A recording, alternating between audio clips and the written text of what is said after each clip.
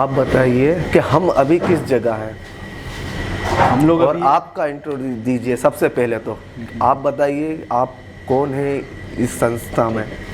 हम लोग अभी कृषि विज्ञान केंद्र झाबुआ में हैं जी। और मैं डॉक्टर चंदन कुमार, साइंटिस्ट और इंचार्ज केवीके झाबुआ। हम लोग अभी बरबरी बकरी केंद्र में खड़े हैं। कृषि विज्ञान केंद्र झाबुआ की ये दूसरी इकाई है लाइव स्टॉक में। हमारे पास 3 इकाइयाँ हैं, एक बकरी पालन, कड़कनाथ और ये गाय पालन का। बरबरी नस्ल वैसे तो हमारे देश में लगभग 34 अलग अलग प्रजातियां पाई जाती है हमारे देश में, है ना। अभी तो 40 हो गई है संख्या। और ये जो बकरी है बरबरी जी, ये राजस्थान का एक जगह है भरतपुर, वहाँ ये ज़्यादा मिलता है। यूपी और ये जो एरिया यूपी का मैक्सिमम पास और भरतपुर का एरिया। अच्छा सर, मैंने सुना था मथुरा और इस साइड भी काफ़ी होती है। बिल्कुल बिल्कुल, वही भरतपुर मथुरा जी, जो एरिया उधर का जो बेल्ट है ना, वहाँ पर ये सबसे ज़्यादा मिलता है। सबसे खासियत की बात करूँ जी, ये इंडिया की सबसे बेस्ट स्टॉल फीडिंग बकरी में इसकी गिनती आती है। अच्छा। स्टॉल फीडिंग मतलब इसको घर के अंदर आप इसको बांध के इसको पाल सकते हैं घर के अंदर, है ना। जीरो ग्रेजिंग बोलते हैं कि आपको कहीं से इसको कुछ चराने की ज़रूरत नहीं है। हम लोग यहाँ पर जो बकरी पालन कर रहे हैं इसको हरा दाना बिल्कुल पत्ता नहीं खिलाते। अच्छा, सूखे में हम लोग इसको रख सकते हैं, यानी कि हम लोग घर के जो बाई प्रोडक्ट हैं, है ना, उसको हम लोग यूज करके इसको अच्छा पालन कर सकते हैं। दूसरा इसकी सबसे बड़ी खास बात इस बकरियों की ये होती है जी सर, कि ये साल में 2 बच्चे देती है, 2 बार बच्चे देती है। अच्छा, और एक बार में 12 मंथ के सर्कल में 2 बार बच्चे दे देती है और एक बार में कम से कम 2 या 3 बकरियां देती है। फर्स्ट टाइम में ये 1 बच्चे देंगी, लेकिन दूसरी बार में या 2 या 3 बकरियां देती है। तो इस तरह से हम लोग देखेंगे तो ये अच्छा प्रॉफिट वाला बिजनेस के प्रॉफिट देने वाला बिजनेस है। दूसरा, ये मीडियम हाइट की बकरियां हैं, इसको हम लोग आराम से इसको मैनेज कर सकते हैं, इसमें कोई प्रॉब्लम नहीं आती है। देखिए, हम लोग एज की बात करें, हाइट तो थोड़ा बहुत आगे चलता है। 30-32 इंच 34 इंच बकरी की। हाँ। और बकरे की 34 इंच तक लगभग रहती है और इसकी 30 इंच 32-31 बस। हाँ, चलिए वेट की बात करूं, हम लोग वेट पे हम लोग इसको ये करते हैं। जनरली इसके जो फीमेल्स होती है लगभग इसका 23 से 25 किलो के आसपास इसका वेट होता है ना। ठीक है, फीमेल का वेट। और मेल का वेट सर मैक्सिमम कहाँ तक जाता है? 60 केजी, 60, 61, 62 के आसपास पहुंच जाती है। ओरिजिनल जब हम लोग बात करें तो ओरिजिनल जो ब्रीड आप लोग देखेंगे इसके, ये जो कान इसका है सबसे खास बात, ये ट्यूबुलर कान होते हैं। आपने देखा होगा छोटा सा इरेक्ट 90 डिग्रीज में। अब ये सब अच्छा, आम भाषा में जो कहा जाता है रॉकेट। हाँ, रॉकेट जो आम भाषा में जो कहते हैं, है ना। और वाइट और ये ब्राउन कलर का पैचेज इसमें आपको देखेंगे, है ना? ये इसके कुछ पिकुलियर फीचर होते हैं जो कि कहीं आप लोग देखे होगा कि बरबरी में कान बड़े बड़े होते हैं, वो क्रॉस बरबरी होते हैं। अच्छा। प्योर आप देखेंगे तो आपको ये ट्यूबुलर नोज इसको बोलते हैं, ईयर ट्यूबुलर इसमें आते हैं। ये मेल का है, इसका ये पिकुलियर 100% प्योर ये ब्रीड है ना, मेल का। ये लगभग 8 महीने के बाद ये ब्रीडेबल एज में हम लोग आ जाते हैं। 8 महीने के बाद इसको हम लोग ब्रीड में यूज करते हैं जनरली। मेल को 8 महीने के बाद यूज करते हैं। और फीमेल को 6-7 महीने के बाद हम लोग यूज कर सकते हैं। सर कुछ ब्रीडों में मैंने सुना है कि वहाँ 14 महीने लगभग लेते हैं, क्योंकि वो समय सही रहता है ग्रोथ का, बच्चे वगैरह। तो इसमें 6 से 8 महीना ऐसा कुछ है? जितने बड़े आप ब्रीड में जाएंगे उसका टाइम बढ़ जाता है। जैसे आप सीधी सी बात है, आप जमुनापरी में आप जाएं तो 13 से 14 महीने के आसपास पहुंच जाता है। जितना बड़ा आप सिरोही में जाएंगे उसमें भी लगभग 10 महीने 8 महीने मतलब 10 से 11 महीने के आसपास लग जाता है।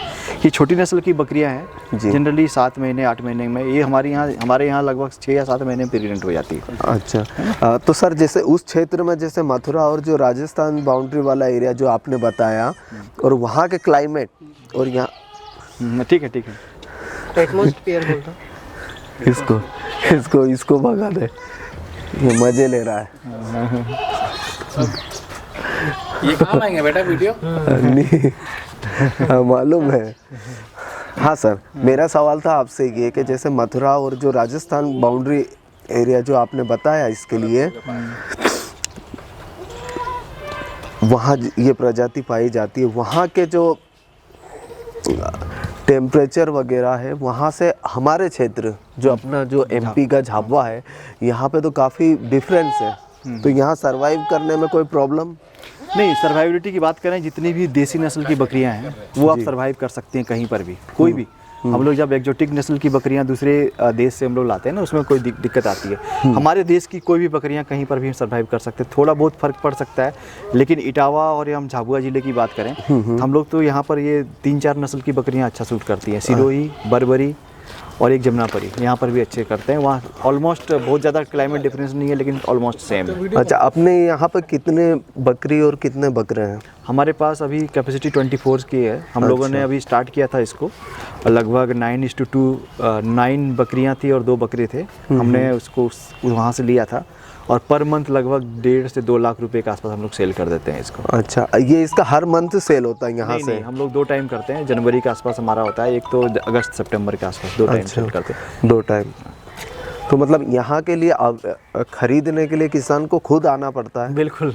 एक्चुअली किसान जब भी हमारे से संपर्क करते हैं, एक्चुअली यहाँ पर जो शुद्ध नस्ल की बकरियाँ वही किसान लेते हैं जो सही में कोई प्रोग्रेसिव फार्मर्स हैं और जो कोई बकरी पालन कर रहे हैं। जी सर। है ना, क्योंकि महंगी है, 450 रुपये पर केजी के हिसाब से इसका वेट आता है, मतलब इसका प्राइस आता है। तो उस हिसाब से हम लोग जो ब्रीडिंग पर्पस के लिए इसको यूज़ करते हैं। और हम लोगों ने जो केबी के झाबुआ ने लगभग 5 से 6 गांव में हम लोगों ने बक दिए हैं, निकरा परियोजना के अंतर्गत या आर्या परियोजना के अंतर्गत।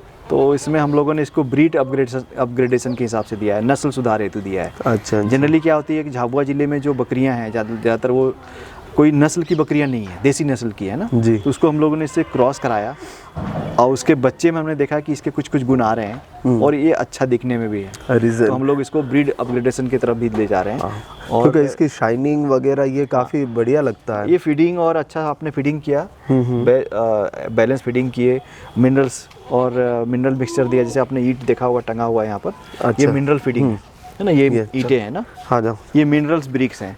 जी। किसान इसी को नहीं करते। अब यदि आपने ये ब्रिक्स आपने किसान ये बकरी में आपने दिया तो यहाँ पर देखेंगे बकरियाँ यहाँ पर इसको चाटती है। तो जितने भी इसको न्यूट्रिएंट रिक्वायरमेंट है इससे पूरा हो जाता है। खाना तो सबको ही खिलाते हैं, लेकिन एक्स्ट्रा चीज़ जो हम लोग देते हैं वो ये है ब्रिक्स, है ना। तो ब्रिक्स से इसमें जो शाइनिंग आते हैं, इसकी जो रिप्रोडक्टिव कैपेसिटी है, जो प्रजनन तंत्र इसके अच्छे रहते हैं, साल अच्छे से पहले टाइम पे गाभिन हो जाती है, बच्चे दे देती है, तो कोई समस्या नहीं आती है। तो ये चीज़ किसानों को करना चाहिए।